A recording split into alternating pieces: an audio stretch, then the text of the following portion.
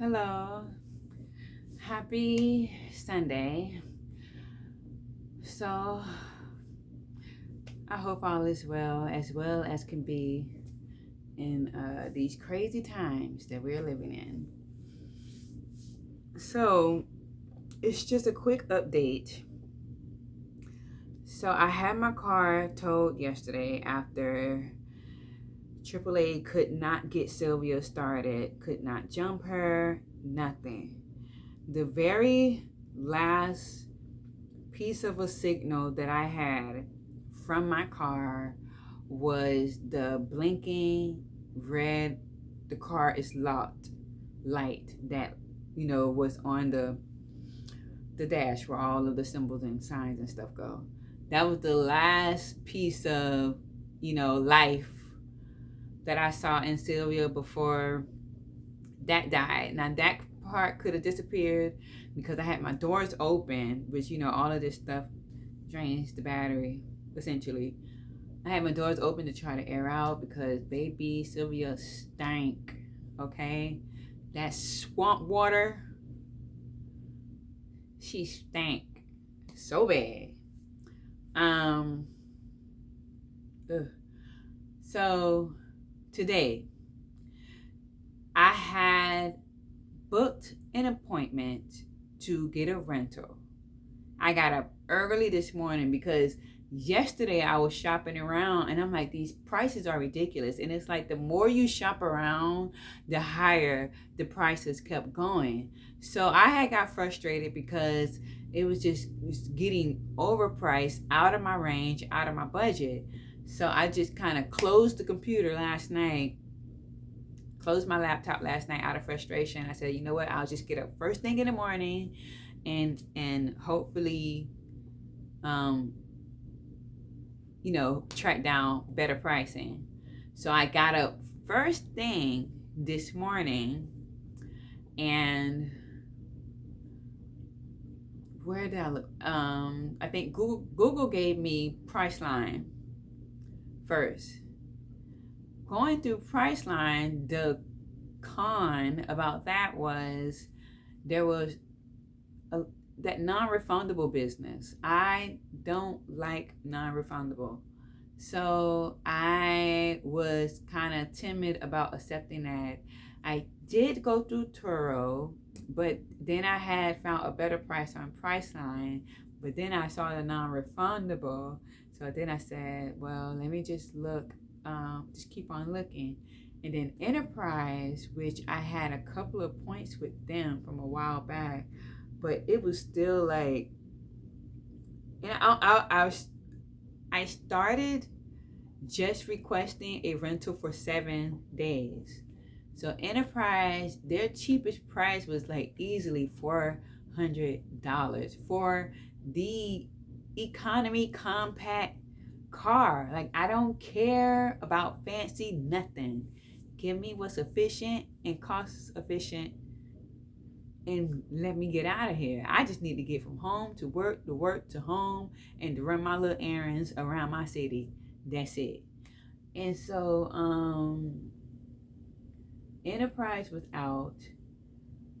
I looked at a couple other places, and then I landed on Budget / Avis. And so I signed up with them, became a member, did all this stuff. I got a great deal on a rental for the week. I booked it for noon pickup. And this place was so close, I didn't have to Uber there. I walked up there. It was how close it was. I was shocked. And I walked up there with my confirmation. I get in there, and the first thing he said, it wasn't even, hello ma'am, how you doing? It was, we don't have any cars. We don't have any inventory. And so I'm just like, but I have a confirmation. I paid and got confirmation for a rental. And he was like, I'm sorry, we don't have anything. We have nothing here. And so my first question was, how are y'all taking people's money with no inventory? you know. He was like, I don't know. He essentially was like, that ain't got nothing to do with me. I'm just doing my job. That's the kind of vibe I got. So I'm very like mindful of how I talk to customer service reps because I know, you know, they didn't create the company policy, rules, and regulations and all that stuff. I know that. So I do give it my best, my all, not to go off on customer service reps. I don't. And that's typically I just ask a couple of questions. Now, my face may have said something else, but I asked a couple of questions and I just left. And I called customer service because he couldn't do any more for me. So I called customer service and was like, "Can you find me another car? Like I have a confirmation, a paid confirmation with you all for a rental car." And she was like, "I can look around, but I can't guarantee the inventory that I see is actually at the location." Which is so bizarre to me because it's like if y'all don't have inventory, y'all should not be taking payments. And maybe it's just me. Maybe this is something that they have been doing for eons. I don't rent cars like that. So it's just like mind blowing to me. Like, how are y'all taking folks' money and y'all don't have anything to give them? And then turn around with this 3 to 5 business days to return people's funds. And my problem with that is I don't necessarily care that the company got to do this, da da da da. The thing about it is, y'all know why the need has suddenly shot up. And if you don't know, you got blinders on. And so I'm just thinking about folks who already are basically maxed out on their credit cards or whatever, and you talking about 3 to 5 days to return some funds, and they may need to use those funds to go get another rental car since you ain't got no inventory for the dang on confirmation they already paid for. It's so messed up. And now for me, like my statement it's got like 3 confirmations and cancellations on them because nobody has inventory. Everybody's car is messed up. And it's just like, if you don't have inventory, don't advertise. It's simple. Like, people shouldn't have to go through all that. I shouldn't have to walk my behind all the way to this place in this hot behind Florida sun, and you ain't got no inventory. And no, I didn't think to call ahead because I have confirmation for what's supposed to be a rental car waiting for me. It was so frustrating, and I see talking about it is still as frustrating as it was dealing with it then.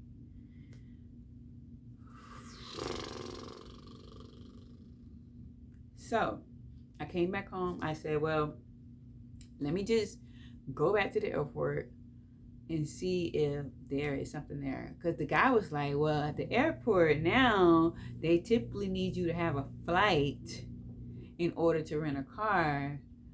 And I was like, when they started doing that? But I went ahead anyway, and I went through another rental place attached to the airport, and I got another confirmation with them for tomorrow at 6:30 a.m. So I'm going to try to take an Uber to the airport, get a rental, and go to work.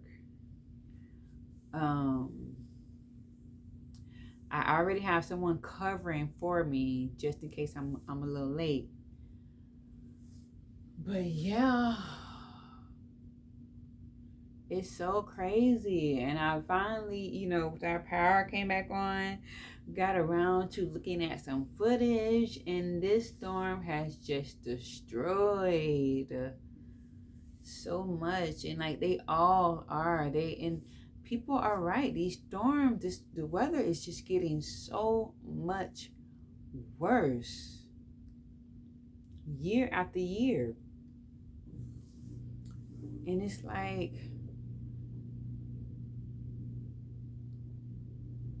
is it? I don't know. It's such a big thing. It's like, where do you even start? And then like corporate greed is so, it's such a thorn. It's a deeply embedded thorn. Because life, it's not, it's like it's profits over everyone and everything. That's the environment. That's the American environment. Profits over everyone, everything. Nothing matters but profit. If it ain't making money, it ain't making sense. Literally. And that's the environment that is America. Profit over everything. And I truly look forward to the day that society does collapse. I may not be able to actually imagine all of the ramifications of that.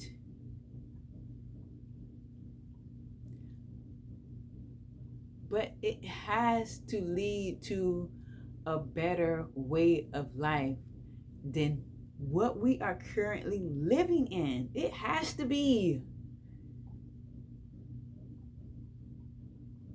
The current state of being, it is not working. It's not working. I don't think there is no fixing the system. There is no making it better. Because when it comes to profits over people, it's working just as it should. This is what they want. And we are the sacrificial lamb. And I know more and more people are starting to see that. And we just got to wait for the day that even more people start to see that. Because the way it would take the tens of millions of us to even do anything, it has to be a collective effort. And that is going to take the millions and millions and millions of people. But everybody ain't there yet. And so, you got to maintain until that time comes. Even if it's in this lifetime. Who knows, You can only hope for the best. Hope for,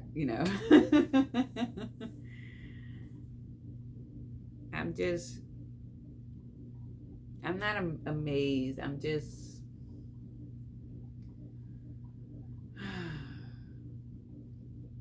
over the greedy, the power hungry, the wicked. I'm over that existence clouding over the world.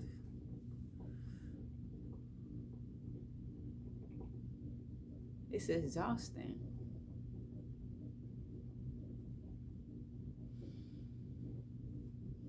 Well, that turned into a little rant, but it's all right. It's all right.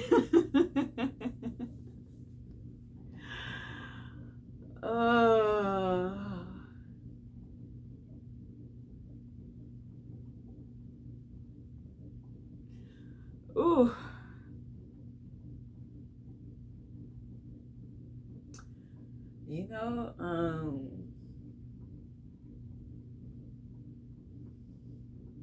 I know it's gonna be all right. Like, I know the dust will eventually settle.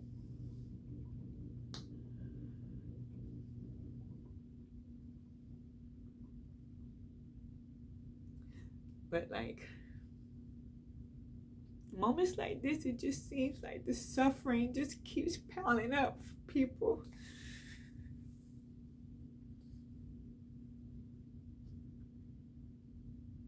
And like it's everywhere.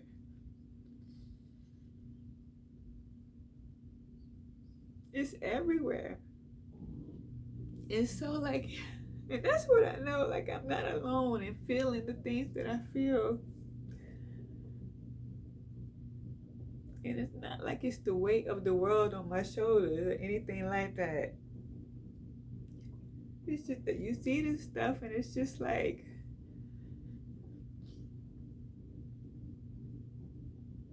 and like nobody cares. Nobody that can fix this cares enough to fix it. And they have the ability to fix it and they don't want to. It's like, it's just crazy.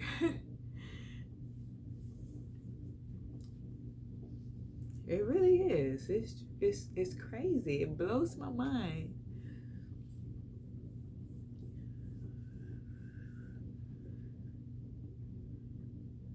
But you know, I know things will get better. What comes up goes down.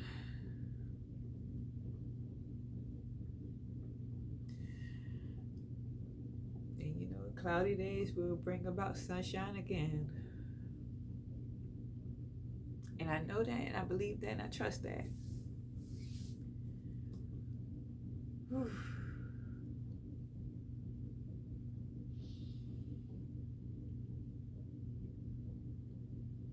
So I'm thankful that I'm still capable and able to just, you know, I cherish my moments of joy so much, even in the midst of chaos. And you have to find those moments to sustain you through the rougher tides, because they can just wash over you, knock you over. And time and again, you have to find the will to get back up and forge ahead. You know, you can't sit in it too long, because it can absorb you and you really feel stuck and you really feel down and just like you can't get back up.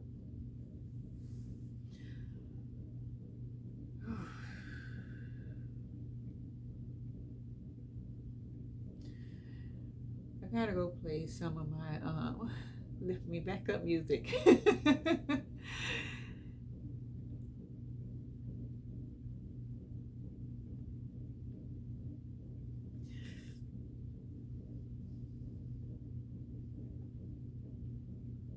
I just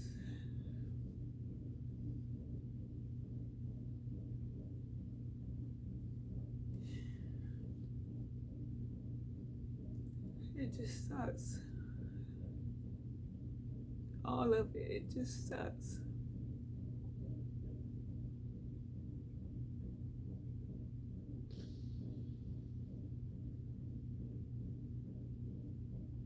And it's so like maddening that it's just everywhere.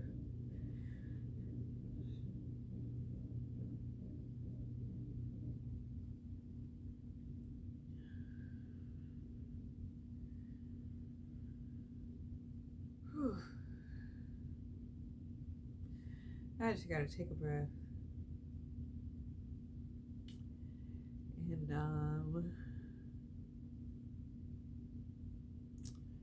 these feelings are just asking me to sit with them for a little bit.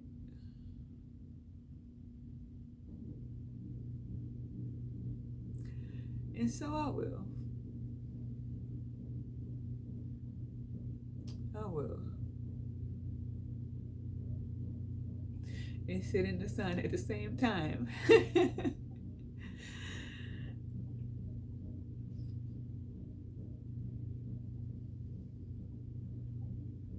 I just really hope it gets better for more people. There are just so many sadder stories. I'm gonna cut this because, yeah, I can't quite pivot from this just yet. I need a minute.